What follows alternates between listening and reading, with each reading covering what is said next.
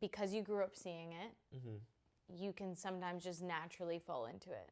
Yeah. But it's worth it to fight against it. And it's worth, like, even the shared interest thing, it's like, oh, for so many years, me and my spouse have had no shared interest. It's going to be so hard to find something we both like doing. It's like, well, it's worth it. Yeah. It's totally worth it. Yeah. Put in the work. Like, Yeah. I feel like Yeah. people put in the work for other things way more than they put it in for their marriage. And it's like, man, I feel like that's so backwards. I remember talking to this business leader once who is in a healthy marriage and is really successful in their industry. And he said, Daniel, my biggest advice when it comes to marriage is put as much work, effort, and creativity into your marriage as you do your business or your work or whatever it is that's like occupying most of your like vocational or occupational time. Yeah.